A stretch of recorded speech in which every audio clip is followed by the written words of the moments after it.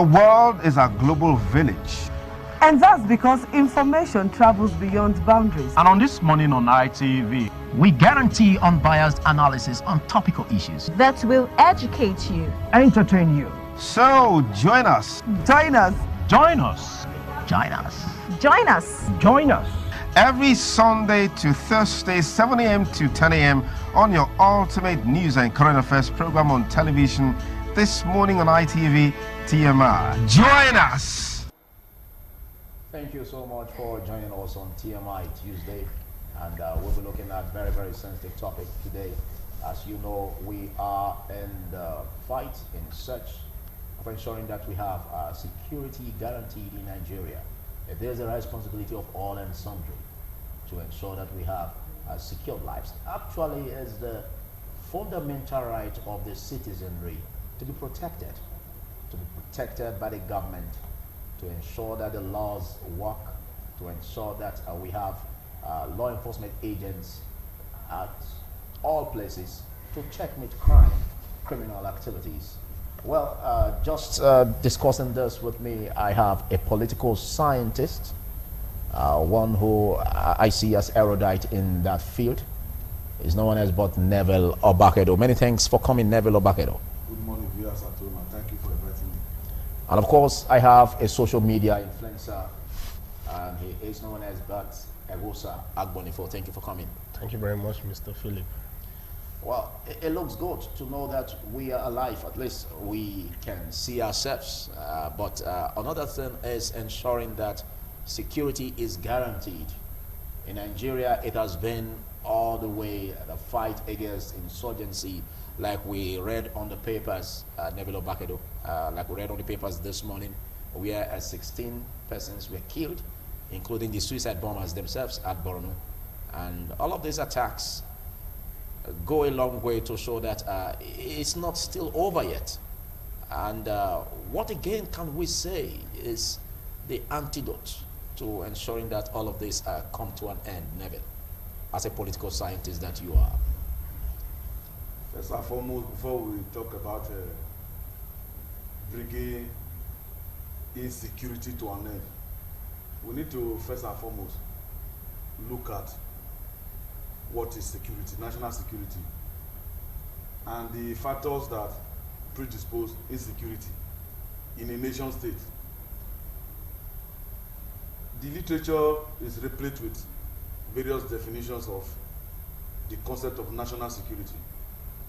And the meaning of national security, succinctly put, is safety of the citizens and the nation state from external aggressors or internal insurrection, which includes terrorism, war, espionage, and so on. Across the world, and from historical perspective, we discover that nation states face the great challenge of security or insecurity. The question then is, what are the factors that predispose insecurity in a nation state? And we are going to situate that just now on the Nigerian state as it relates to all forms of insecurity, whether it is armed robbery, whether it is kidnapping, whether it is Boko Haramism, which has to do with Islamic fundamentalism and anarchism, whether it has to do with crisis of resource control, agitation, the Niger Delta, yes, that manifests through militancy, or whether it has to do with the call for the breakaway of southeast region of Nigeria in the name of Biafra, as the case may be. Now let's look at number one, the character of the Nigerian state. The Nigerian state has inherited from the colonial masters. It's a law and order state, a state that monopolizes violence. And then the colonial masters were corrupt and nobody put them in check in terms of accountability and transparency. And so when our own people took over government from them, they followed the footsteps of their masters in terms of corruption. And so today, the state is an accumulation base. That is, those who struggle to go and control the state through the process of governance like election and the rest of them, they are going there to go and reap where they did not sow. Because if you look at the history of those who have led Nigeria, only very few of them have led Nigeria from the point of view of nationalism and patriotism. The rest is gunnery to free their generation to come from poverty. That lays foundation for insecurity in the land. We have greed. We have ostentatious lifestyle of people. We have religion. We have peer group influence and the rest of them responsible for insecurity, including development from neighboring countries. And now we have globalization. And so there's globalization of all forms of lifestyle, of all forms of culture, all forms of violence. They are now, there's free movement of all kinds of lifestyle across boundaries because of globalization. Okay. And now, the problem of Boko Haram as we have it in Nigeria today can be tackled, because that was the question you asked me. How can we address this issue? If we want to address the issue, the government of Nigeria should call, for example, traditional rulers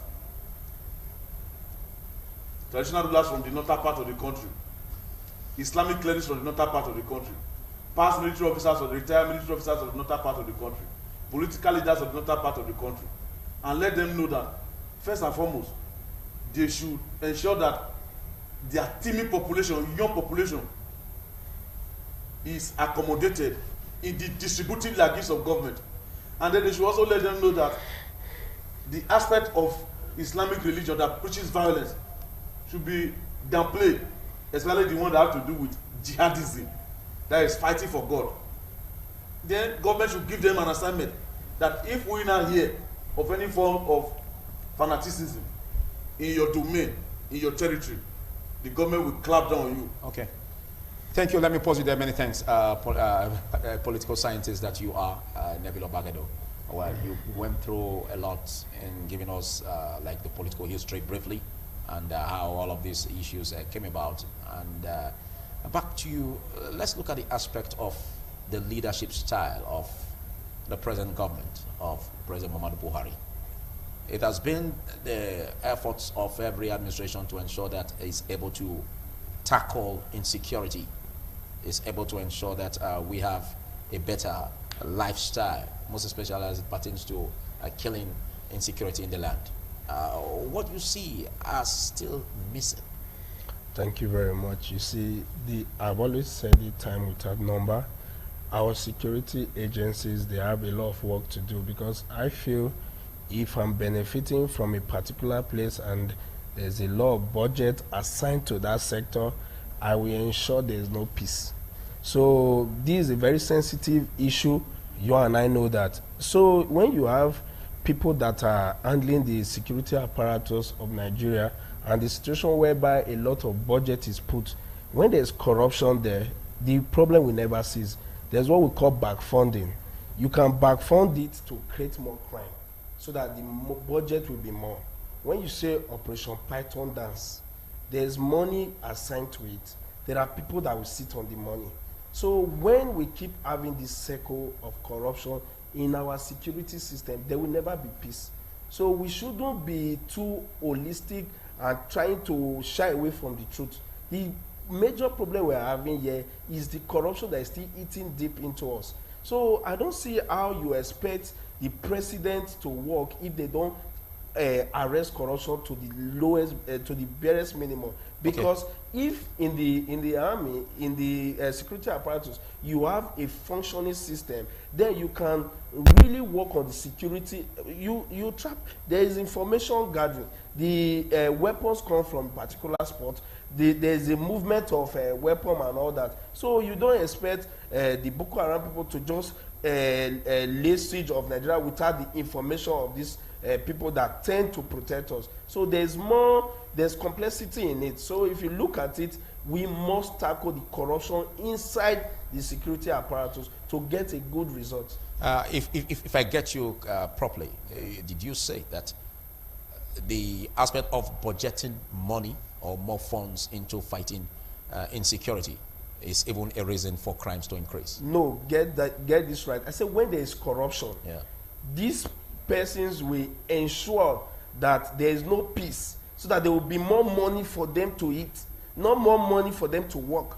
So get. Who are the persons you're talking about? Are you talking about the get law enforcement agents? The law enforcement agent. Go and check what I'm saying. When you have people that are corrupt heading this sensitive office, look at the budget. That there's now more money in defense. So when there is more money in defense, and do you think a corrupt officer we want peace? Somebody that is benefiting, then we backfund it. So what I'm saying is that they should be more sincere on the Nigerian dream. This thing is so easy to fight. There are patterns to which informations come. How do you address them? So for me, I feel if the president continue to address the issue of corruption and beam the searchlight on the security apparatus, we will have more results. Because to me, I've carefully observed the system and I've seen it that if we do not have a clean system in the security apparatus, there will always be crisis. Thank you. It's just simple. Thank you. Neville Obagedo, you heard what he said. Do you concur with that? Because looking at what we have in the polity, does that encourage crime in itself?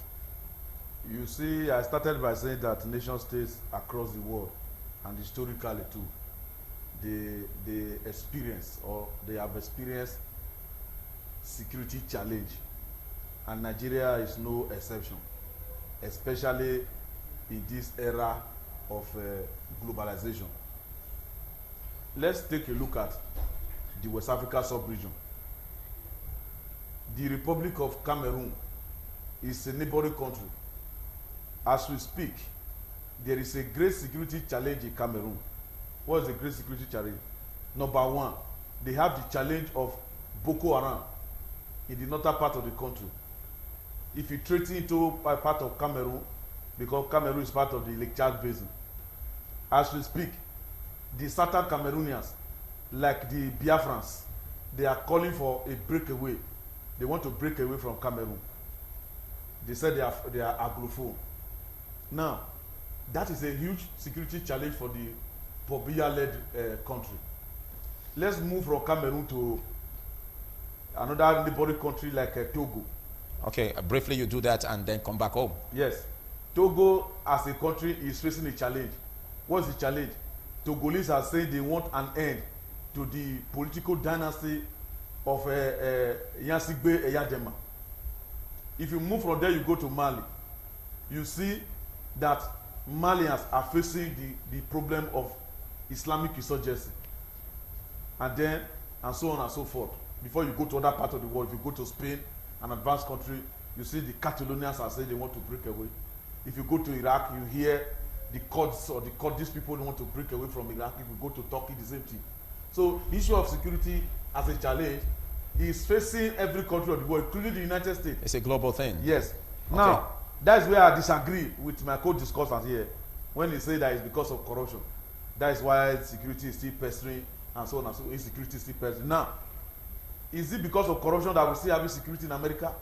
The answer is no. Is it because of corruption that we have insecurity in Turkey? The answer is no. Now, let's go to Nigeria. I started just now, I was ending my first contribution by saying that the government of the Federal Republic of Nigeria and the northern governors or the governments of the northern state, if they want to find an end to the problem of insecurity in the north, whether it is cattle rustling or Fulani herdsmen crisis or this issue of Boko Haram, it's a question of coming together to say what are the factors that predispose this crisis. Okay, thank you. I caught in there exactly what we have been talking about. And yesterday happened to be 23rd October when the southern governors converged on Lagos to discuss the way forward for Nigeria, most especially as it pertains to tackling criminal activities, kidnapping, rape, insurgency, and all that. But how do we move along? They brought up various ideologies in ensuring that the federal government adopts it and as a way forward in ensuring that we are nationally secured. Don't forget, we did say it's the citizens' right to ensure that they are properly secured, and the government must protect the citizens. Well, you can join us on www.itvradionnigeria.com/live for live streaming. And don't forget that you can follow us or like our page, our Facebook page, at www.facebook.com/ITVRadioNG. And also you can follow us on our Twitter handle at ITVRadioNG. We'll take a short break now. When we come back, we'll also be discussing further along these thoughts. Thank you for joining me again. Promoting national security and growth is the brass tack of today's discussion. And while we had a break, was opportunity to be joined by the former member of Edo State House of Assembly who represented Oriomo 2 or Oriomo South constituency, Honorable Friday Ogerahi, who also doubles as the legal practitioner. Many thanks for coming, sir. Thank you so much. It's a pleasure to be back here. Yeah, well, you've enjoyed the opportunity to serve your people in Oriomo 2 constituency, Oriomo South. And you know what it takes to fill power.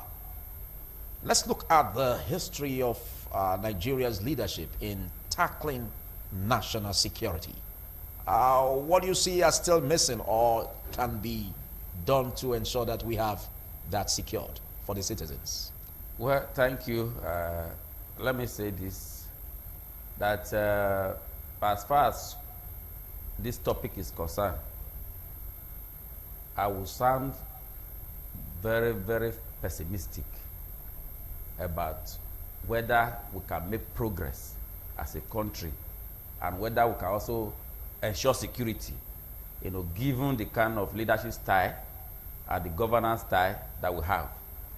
And the reason for this is not far-fetched. First, leadership in this country is still so much the wishes or perhaps a business of the few. Less than 2 or 5% of the Nigerian populace decide who lead them. In other words, I'm telling you that though in paper and in theory, Nigeria is still seen as perhaps a democracy, but in the working, Nigeria is yet to come close at all to democratic governance. Okay, but when you say it's like still the system of government of the few, yes, what do you mean? What I'm talking about is the fact that you see in this country, whether we like it or not, whether we want to accept the truth or not, some of us will continue to say it the way it is. Not all of those that you find occupying elected position in this country are actually the choice of the people. Okay. In fact, by election. By election, of course. And that is critical to how much growth we can actually record. So that if you put in place a proper electionary system that guarantees the sanctity of the ballot box, therefore, at that point, you cannot say absolutely that the people desire the kind of government that they have chosen. But today, we have a leadership that is foisted on the people, not actually the choice of the people. But there was an election. No. There was an election. No, let me tell you. It was seen as fair. Let me make this point, please. The Nigerians' problem, all of us have admitted that there's a problem. Even those in government, we have all admitted there's a problem. And what is the cause of it? Structural and systemic. One of the systemic problems that we have in this country is the fact that we put in place a process that is susceptible to compromise, that is susceptible to manipulation, be it electoral, be it political, be it judicial. It is not actually the right result that comes out from the process. And people will tell you, those who actually understand what governance and running a country is concerned, will tell you that the process is as important as the result. So that we are operating the kind of a pseudo-Machiavellian system that the end justifies the means. The end in this situation, as we have it, have become counterproductive, have become inimical to the progress of our people. So that where you have a person that is ready, that is prepared to govern, but do not have the wherewithal to manipulate the process, to compromise the process, you now find the wrong person occupying what would have been a vital position in governance to bring about the right result. That is what we are dealing with. And until we face that far, let us not be carried away by the sham or the shenanigans called election. What is an election? Election, by definition, ought to be free and fair. It is no longer free, neither is it fair, if one money bag is able to buy out the other person from the race. It is no longer fair. And we have seen that happen. And I expected that the present government of both President Muhammadu Buhari and of course the All Progressive Congress would have actually dealt with the issue of electoral manipulation, electoral fraud, so that the right person first and foremost gets elected to occupy those offices, and perhaps when they are there, we cannot take for granted that these are persons that are square pegs in square hole, that will be able to tackle the national questions that we have them. And you know, I also mentioned in the course of this analysis that our problem too is structural. You know, looking at the configuration called Nigeria, the federation called Nigeria, you know, we are also hypocritical about that. We are a federation in paper, but we are not a federation in practice. This is one country where you have a state, as it were, you know, state components. A governor of a state, elected as you may want to have it, can afford to sleep for 1 year, 2 years, 3 years, and 4 years, that is his tenure, without working, and money will come from somewhere. Okay, thank you. Let me pause you there. Thank you. Let me pause you there. You just brought it on my mind because we're looking at this, and yesterday the Southern governors converged on Lagos to tackle devolution of powers to the state through federalism. And there's this much talk about restructuring, meaning different things. But do you think that's the way forward in making Nigeria great again? To me, I feel it's just another distraction, because all we need is a sincere leader, somebody that can truly lead, like Honorable clearly stated. People that can lead are not given the chance. Somebody just come and buy the election. So that person will end up paying back in 4 years. So what we need now is good leadership. People should participate. I call on the youth to participate. We form 75% of the population. So if reliable people are in power, you will see results. This one you're talking about, resource control, the ones they have, how much are they be able to manage it? You see leaders coming into position and having poverty of the mind, just to grab and train few children that they have, stealing for 5 million persons. So is it resource control that is causing that one? So what we need is leaders that are truly sincere to govern. If you have true federalism today and you have corrupt people there, you will still be underdeveloped. So that does not solve the problem. And when you get to next year, everybody will be busy with election. So they don't really have time. You see, they are always in a hurry. The plan is 4 years. So a true leader will project. A true leader looks into the future. A true leader will always have a comprehensive plan for the next 20 years to come. Okay, but we've battled over this. We've battled over having good leadership. But it seems the system of government isn't working. We've had ethnic rivalry, we had agitations, even the Niger Delta threatening to also go on rampage. Don't you think we have to still address the way we rule ourselves as a system of government? Do you know why we're having that problem? Is the poor participation. So by the time you see the awareness, like you introduced me, social media influencer, I know the calls I get every day. Some will call that the law enforcement harassment in Benin is too much and is driving investors away. People don't want to come and spend money anymore in Edo State. It's discouraging them. You see Edo's building houses in Agbo, building houses in Asaba, mansions. So what I'm telling you is this. If we are aware, awareness is key. If the youth are aware that they are the ones to decide who leads them, if you have 75%, is that one not in any subject you are offering? So if the youth should participate fully and choose somebody that they know can represent their interest in developing the system, all we need is purposeful leadership, an institution that works. Go to the Ministry of Works and say, you will be shocked. We should have Ministry of Works that can cast roads. You have engineers now. So why do you have to award contracts all the time? So there are people that you have to make a strong institution that is functioning. You only see the Director of Works vehicle working. The rest are down. So that goes to show if the ministry are not functioning, what will function in the state? Is it the true federalism? So we don't have purposeful leadership yet. And if the youth do not participate, we'll continue to dwindle. We'll still be in these squabbles for generations to come. For me, I hold my children good leadership, and I've started since from my environment, from my word, the best I can do to impart children. Because if we don't impart them today, these people will pull trigger and face you and I when we want to enjoy our retirement. So most of us just feel it's not our problem, but you just wait. The people that attack us today, were they not once babies? So we should learn and we should know that it is good leadership that we need in Nigeria, not agitation of if it's federalism or not. If no matter how you structure it, with poor leader, it is still going to fail. Okay, some argue, Neville, some argue that a position where state governments are like beggars, holding bowls to the federal government, begging for arms, bailout funds and all of this.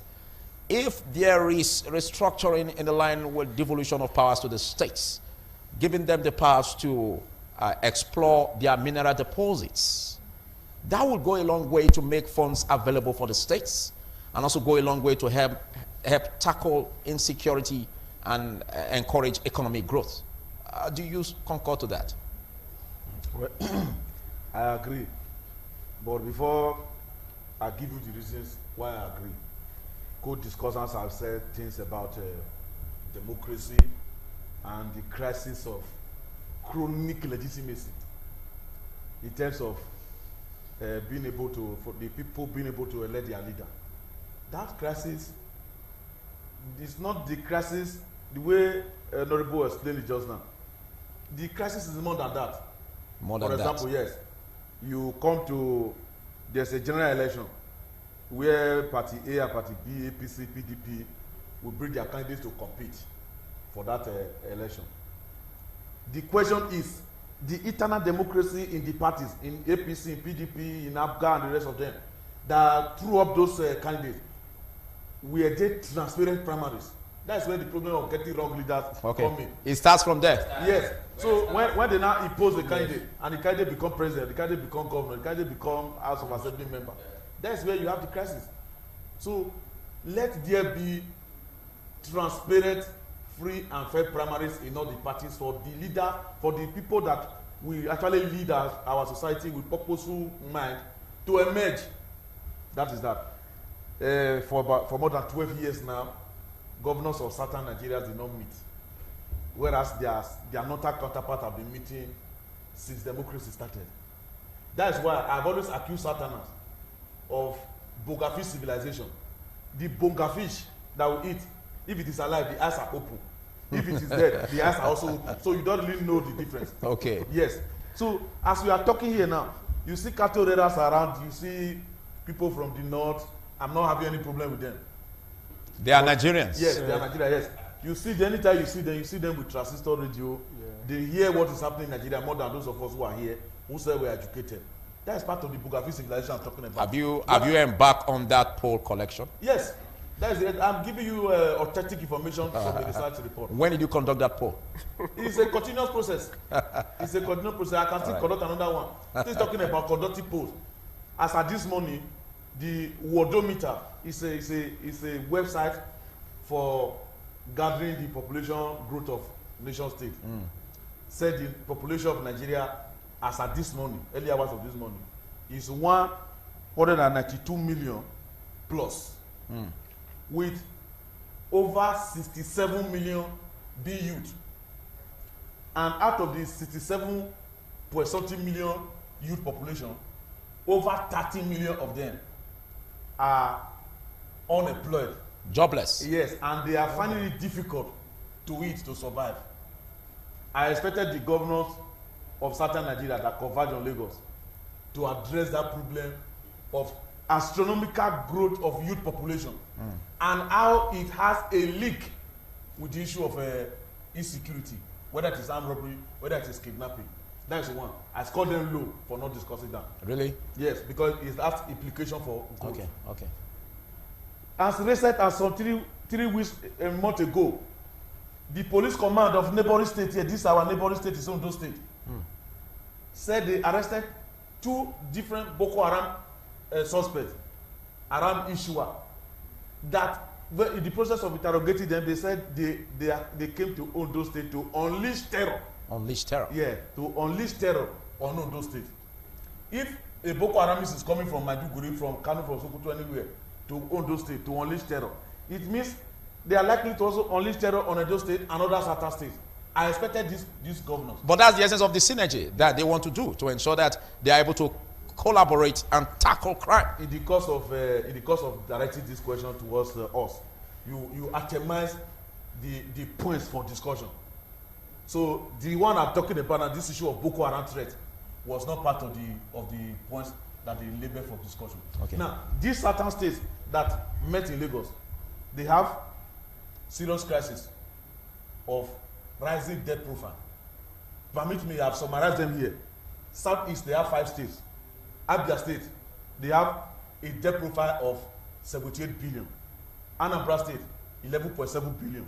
Ebonyi State, 50 billion. Enugu State, 57.56 billion. Imo State, 100 billion plus. That is the state that brought President Zuma statue. Before Zuma came, President Nana Akufo-Addo of Ghana. Okay. About 2 weeks later, he now brought Jacob Zuma, erected a statue, and named a street after him. They gave him chief taxi title and the rest of them. Then, our own south here, we have Akwa Ibom State, 161.23 billion debt profile. Bayelsa State, 160 billion. Cross River State, 154 billion. Delta State, neighboring Delta State, 330 billion. Edo State, 9.54 billion. River State, 147 billion. Okay, but your report that you are just giving us now, you are going to quote your source. National Bureau for Statistics. Okay. In conjunction with the Office of Accountant General and NAIT. The facts are verifiable. The figures are verifiable. Yeah, they are verifiable. You can go to the website of NBS, National Bureau for Statistics. You get this information there. Let me refer to that of Southwest before I conclude my contribution. Ekiti State, 85.04 billion. Lagos State, 603.25 billion. Ondo State, 53 billion, and it's rising to 220 billion. Ogun State, 103 billion. Osun State, 165 billion, it's rising to 179 billion. And Oyo State, 150 billion. I expected this governor to talk about debt crisis as I affect the state yes. and the federal government. Yes. Why? Because the same NAIT, there is a National Extractive Industry Transparent Initiative.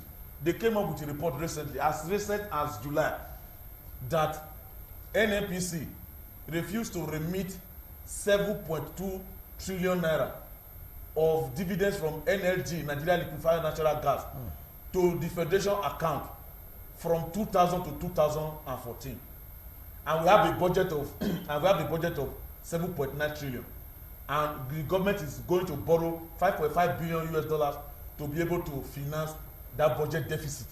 Now, I expected these governors to say that as NAIT is calling on the government of Nigeria to ensure that that money is taken from NNPC is recovered for the use of the masses of our people, I expected the governor to put that issue of that money on the agenda to mount pressure on government to ensure that that money is collected for the uses of the masses of our people. They did not do that. Okay, but the aspect of devolution of powers to the state, where they can also have access to exploring their mineral deposits, wouldn't it address the issue of debt, paying debts, and also embarking on infrastructure? You have to be patient. You have to be patient. We're in a school, and you are taking us on a very long lecture. So make it brief. I just started mentioning the missing links. Okay. In their debate. Okay. Because it's like a debate between the north and south. Okay. Now, I expected them to talk about their readiness to grant local government in their various states autonomy.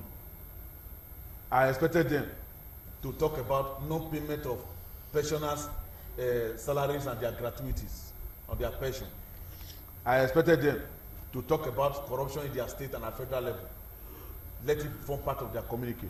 I expected them to talk about the state of roads and many more that they failed in discussing. Things that they refused to talk about. Okay.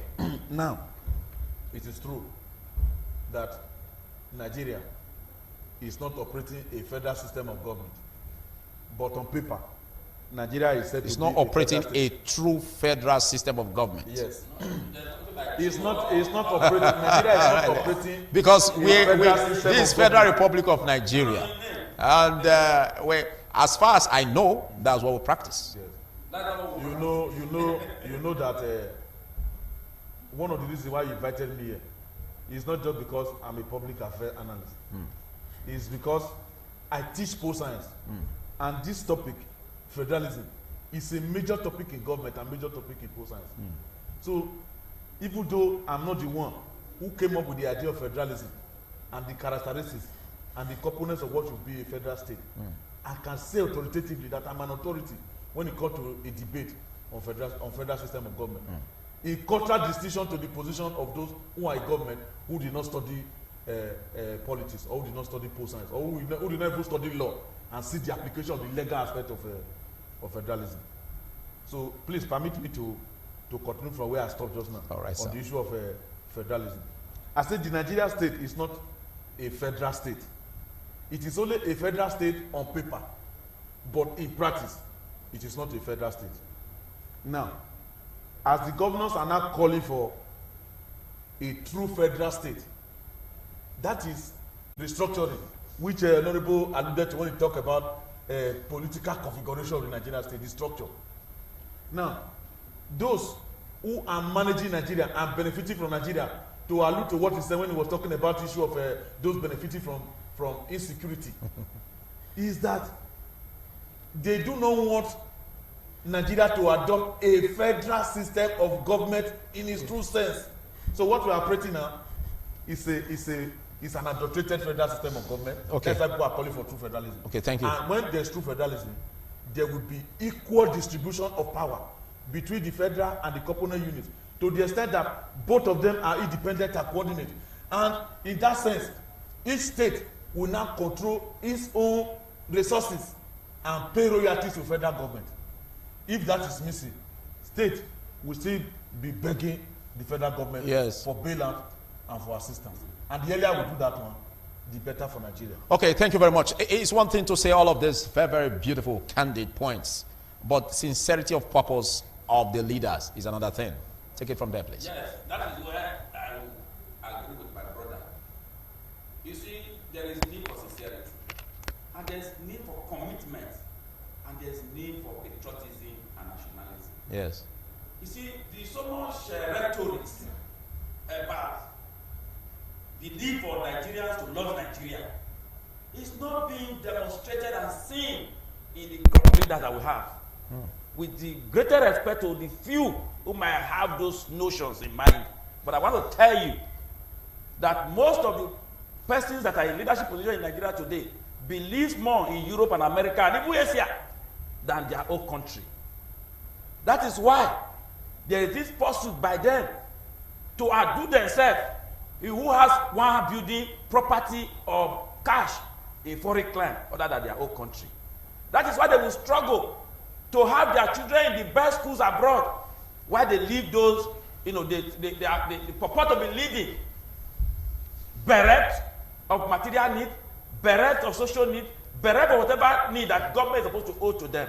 You see, I believe so much in that point that we need to get leadership, a leadership that is committed to this country, that actually love this country. That was what was inherent in the dream of those who asked that the colonialists must live. In that struggle for independence, the need for us to have our own country and build it to an enviable level. People have said that Nigeria is in a state of arrested development. I disagree with that. In fact, Nigeria is in retrogression and regression perpetually. We are one step forward and several steps backward. Isn't that the reason when the southern governors converged on Lagos to address? If I'm so, I'm even surprised that my brother, the prof, is expecting them to discuss things that are even inimical to their interest. Is this ultimate borders or insincerity? They can't discuss debt because they know that so much of that money that was taken as borrowed money was used for their elections. If they raise questions bordering on that and there's an inquiry into that, you will find that most of those money went into election, buying of voters, manipulating the process, buying electoral officers. So why would they ask questions bordering on that? Then how do we check? So it's about the need for the people to seize the opportunity. Yeah. The people must take their own destiny to their own hands. This crop of leaders is not going to help them in any way. But we have a government. And the people cannot suspend the government. To whom does that government owe its loyalty? Not to the people. The people is not material to this present crop of leaders. I told you from the beginning that if you want to solve a problem, you look at the source. Where is the problem coming from? All we have been dealing with, we are dealing with symptoms. We are dealing with symptoms, not the root cause of the problem. The root cause of the problem I have told you is that Nigeria deliberately, or the system, the status quo, the power that be, deliberately foisted a system on us and nickname it democracy. But we know, for the benefit of our own knowledge, as people who are conscious by the grace of God, with all modesty, that this is not democracy. Okay. It is not democracy when you intimidate voters. It is not democracy when you impoverish the people. And at the end of the day, when election comes, the money you didn't use to build roads for them, the money you didn't use to build health services for them, the money you didn't use to give them scholarship, you now give them 5,000 naira on the voting day, you give them 2,000 naira, and you cannot blame the people really, because they have been made powerless. So until we are able to put the people in the equation of the governance question in this country, we might never be able to get it right. Okay, Honorable. Because the leadership that you have today is self-serving. Yeah, Honorable Friday Goraki. Let's look at this picture. Because the way it is painted now, the people that are being governed seem defenseless, kind of, in the sense that they cannot fight the government. There is already an instituted government, and it's the responsibility of the government to ensure that there is a laid down rule or body of rules that will guide the electoral process, that will ensure that this election is free and credible. Coming in from the angle of the government, how do we effect this? How we are going to effect this is that the people must have themselves to blame if they now resort to helplessness. The people being governed. Yes, yes. You see, government. Are you by this saying that they should build a resistance against government? There must be resistance to evil. There must be resistance to misgovernance. It is still happening in America. Only this morning we heard it on the international news that a widow cried out saying the president of the country could not even remember the name of her husband who died serving the country. He could not pronounce the name properly. And that is resistance. We must be able to speak out. When the colonialists were here, it took some time before the people realized, black people, Nigerians and Africans realized that, oh, these white people, they are human beings like us. We can dare them. But that would be tantamount to creating chaos. It's not going to be because chaos. we have you were a former member of Edo State House of Assembly, a legislator. Very well. Now we have these legislators in position to checkmate the excesses of the executive. Yeah. Now, if these persons are doing their jobs the way it should be done, oversight functions and doing all of this won't degenerate to this extent. They cannot do it. So is it not possible that on your part, your colleagues also failed in ensuring that this comes to pass? Very well. Very well. In ensuring that government is brought to a point where it can deliver dividends for the people. To make reference to when some of us were in the House of Assembly. Yes. I can tell you that the governor of a state is like a father. He's seen as a father of the government and of the state. And in the African context, when you now tend to correct your father, it is seen as a subordination. We had it in Edo State House of Assembly, when some of us said no, the line and the way and manner in which the government was being run was not right. We were dubbed and nicknamed opposition element. We were called manners of name, and there was the full might of the state were brought to bear on us. And as I speak with you, some of us who led the agitation who had that boldness and that fortitude to challenge the government. We are denied our salaries up to today. We are denied our emolument. We are denied our benefit only because we rose to say this is not the right way to go. Even if we were wrong, but we have the right to say so. But when you have a system that do not listen to alternative viewpoint, where that you find that it's intolerant to alternative viewpoint, what do? They go for those that that can be pliable to manipulation. So that if you expect that what you have in the legislature today, whether state or national, is going to provide Eldorado for Nigeria, you are missing the point. That's why I said from the onset. Okay, that I will be very, very pessimistic in this discussion. The same challenge you faced, could it not be the same challenge that the people will also face if they want to build a resistance? Yes. Because the law enforcement agents will be used against them. Yes. You see, when you want to fight for freedom, you must be prepared to pay the price. There's always a price to pay for freedom, and there's always a price to pay for nationalism. It is not a mere lip talk or lip service.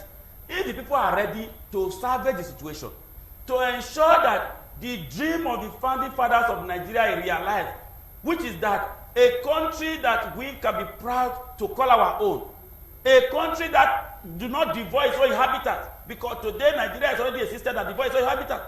A senior civil servant, because it was reported, a senior civil servant in Kogi State, only because the wife put to bed and had triplets, committed suicide. In this country, there are so many unreported ones. There are those that are dying in silence that are not reported.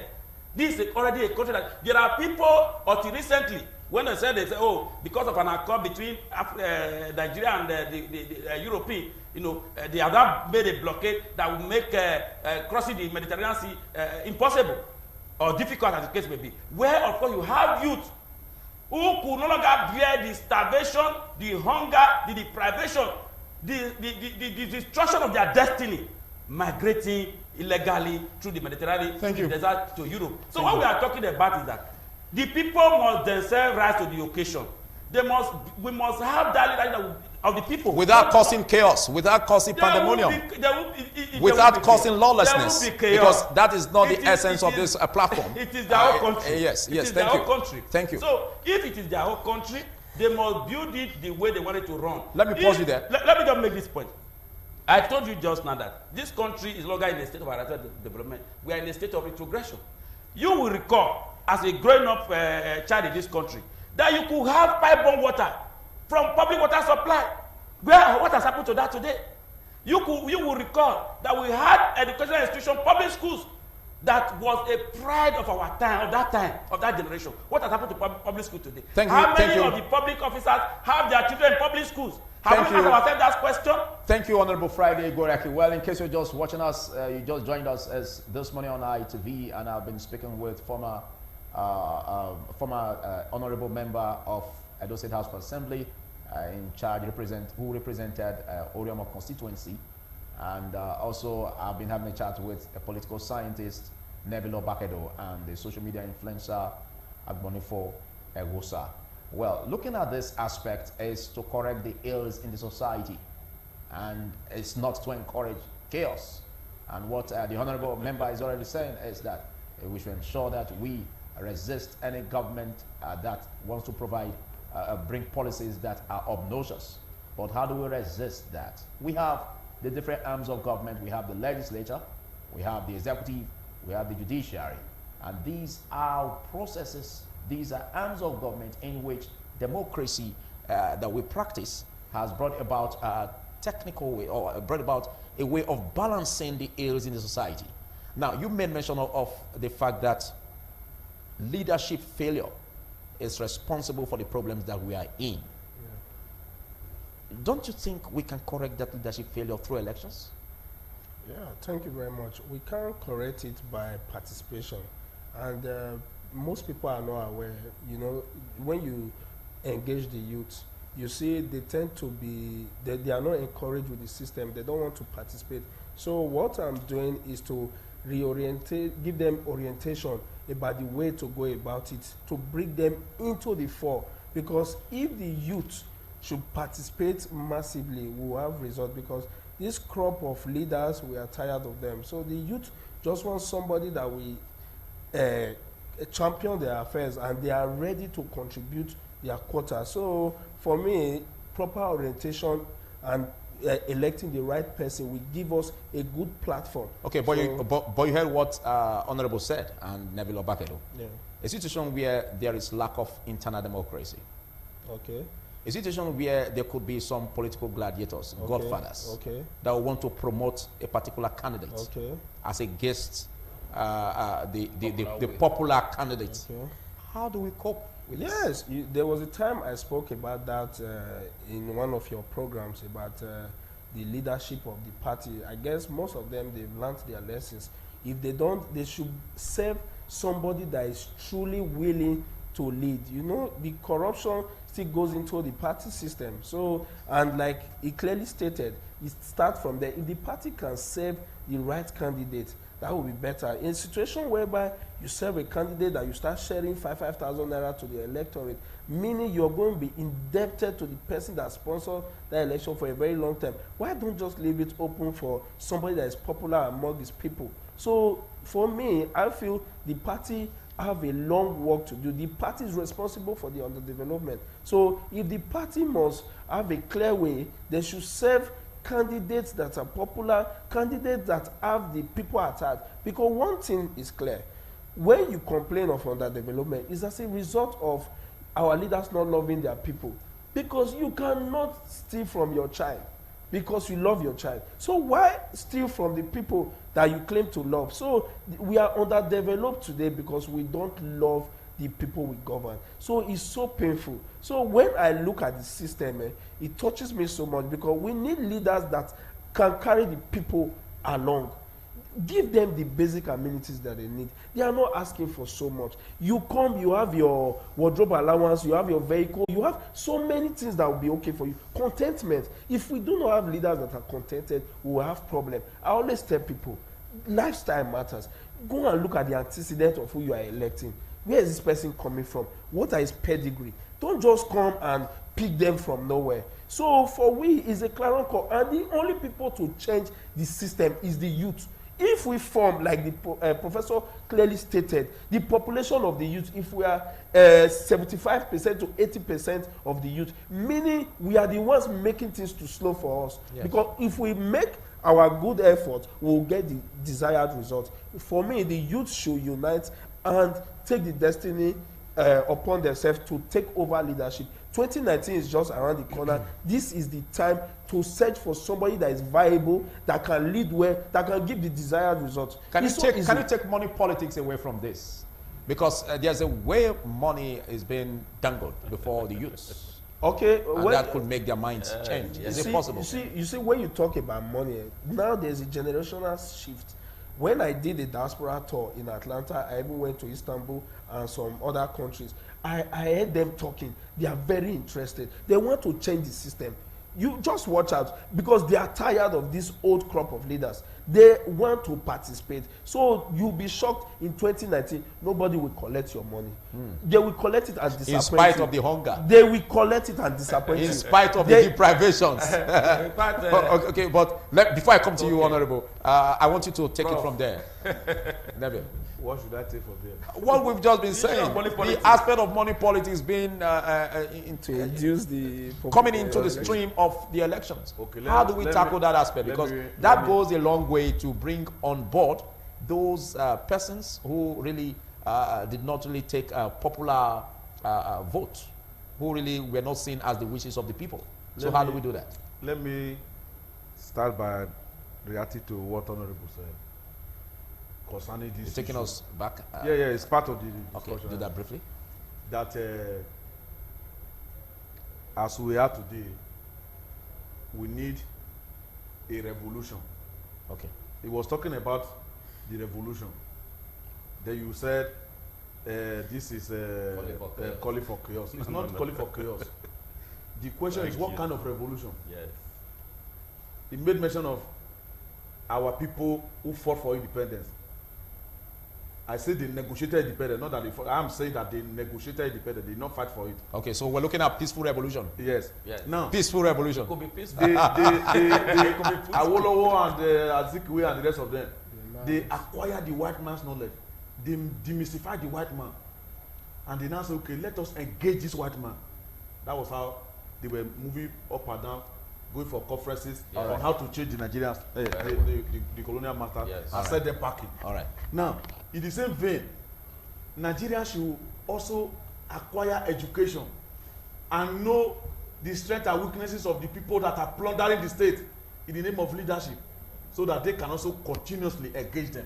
Okay. That continuous engagement is not a call for through intellectual debates. Yes, it can be protest, can be civil disobedience, it can be sharing of handbills and leaflets. I like what you are bringing in. Yes, to pass messages across to people that this kind of corrupt government that we have today, it should not be encouraged at the next election. That is that. Because the reason why it is necessary and important is this: we have a law and order state that we inherited from the colonial master, a state that say executive have their function, they must perform it. Legislature have their function, they must perform it. The judiciary have their function, they must perform it. Leaving a vital aspect of the state out of the game. That is civil society, which is the people. The missing link, the gap, the yawning gap between the state and the civil society is responsible for the crisis that we have today. That's why our leaders will not be patriotic. That's why they will not be nationalistic. That's why they will be corrupt. Okay, back to the question. Yeah, and unless we bridge that gap of civil society being seen as part and parcel of the state, they're setting agenda for government, participating in government, we have problems. Okay, back to money politics now, as a way of influencing the conscience and minds of the youths. Money politics. Talking about the youth, before I talk about their money politics, I said here that according to Wodometer's information on the internet, as at this morning, that Nigeria is having over 67 million youth population and over 33 million plus jobless. Yes. And they don't have means of livelihood. Do you know what has happened to that population? Some of them crosses the Mediterranean Sea to Europe, and some of them are no more. Some make it to Europe. Yes. They are reducing the population. Yes. If you look around in southern Nigeria here, part of that population that is not engaged, the North has exported them, whether deliberately or not deliberately, to other parts of the country. Everywhere you go to now, you see your people looking for something to do to be able to eat. It's part of that population. Others who do not want to earn something out of life, like going to Europe or like doing menial jobs, like people from the North that be around here, they now go into take after crime. Offers of crime. Now, why are they doing that? They need means of livelihood.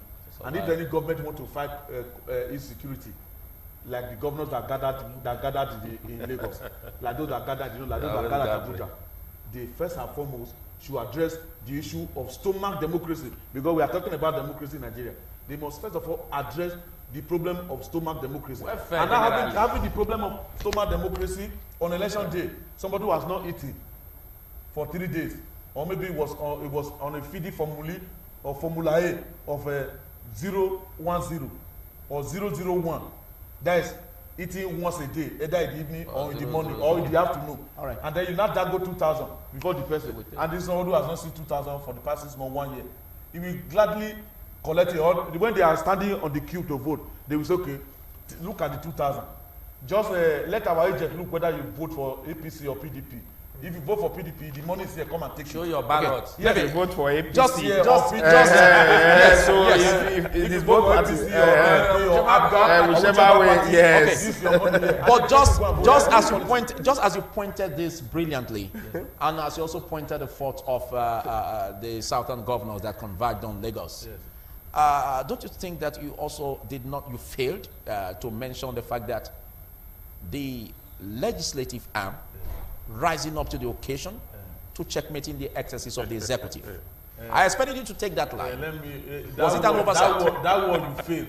I don't think it's the most appropriate word to use. All right. Because I'm not in the repository of knowledge. Okay. And this is a discussion that is based on time. Okay. So you don't expect me to remember. I want you to put that in. I want you to put that in because I will want your reaction. I want a reaction because you are a honorable member. You were an honorable member of our House of Assembly.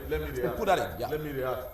You know, Honorable was a member of the House of Assembly. Yes. He said something about how they were minority and how they had a challenge of speaking, to whispering truth to power, and how they suffered, and all that happened at the House of Assembly. We now have 2 houses of assembly that time. One at Ring Road, and all that was being guided by federal policemen, and the one in Commerce, as the case may be. The rest is history.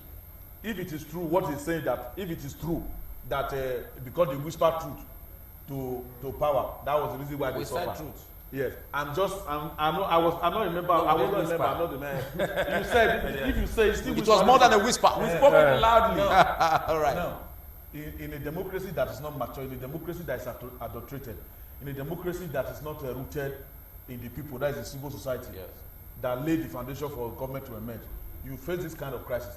So if at the national level, for example, I remember people were writing, and I was reading them. You have 1 minute to do that. For example, the reason why the presidency was after Bukola Saraki was because the father was a member of House of Senate that time, and they headed the committee that probed the military government and the oil revenue, and they traced 2.8 billion to Muhammadu Buhari's account, England, and so on. Let's go home. That is the reason why Buhari is now fighting him in place of the father, as the case may be. If they are documented on the pages of newspaper. Now, if that is also true in relation to what Honorable said, it means that those that are in the legislature, they need independence so that they will be able to carry out their constitutionally assigned function without any fear of intimidation. Thank you. Your reactions to that, because much is expected from the legislative arm. The legislative arm, I have no positive expectation under the Nigerian system. Really? I enjoy so much the optimism expressed by my brother Agbonifo. Okay. He said it so inspiringly that it became so like infectious, but I'm not infested by it. So I've seen it. I've been in this struggle politically from the university days. So I know what I'm talking about. I'm a witness. Yes, sir. So the point he made is very clear. That the people is here to take charge of their own destiny. He said we inherited a law and order society. That is the point, and it's key. We have always had judiciary, we have always had executive, we have always had legislature, as the case may be. But with time, the independence of these institutions has begun to wane and deteriorate in such an abysmal level that they are now answerable to an individual rather than to the state. Too bad. So, and what is that? Because of the process that brought them to fall. Have you ever heard of the word loyalty being used in the Nigerian context? That you have to be loyal. And who are you loyal to? Loyal to the Godfather. Perhaps today, the issue of Godfather is paying to insignificance now because we no longer hear so much about Godfatherism. But it has come by way of other nomenclature, by way of other name. He who pays the piper tells the truth. And let me tell you, no person that has occupied power, that is in power as a governor or as a president, executive power, as the case may be, will want anybody that will be a challenger, an opposition. And that is the nature of the black man. So that we need to ensure, he said we have to factor into the political system in Nigeria the question of the people. How much of connection do the people have with the state? How do Nigerians in their respective habitation do not think that this government belongs to them? They see it as an alien system, a system that does not have any connection with. You are there for your own individual advantage. Way forward in 10 seconds. The way forward is this. In 10 seconds, is that I so much again want to make a reference to what my brother said. I said that he zeroed it down to the youth. I do not also believe that this thing is all about the youth. It's about the people of Nigeria. It's about your own ideological inclination. It's about your belief, and it's about your faith, as it were.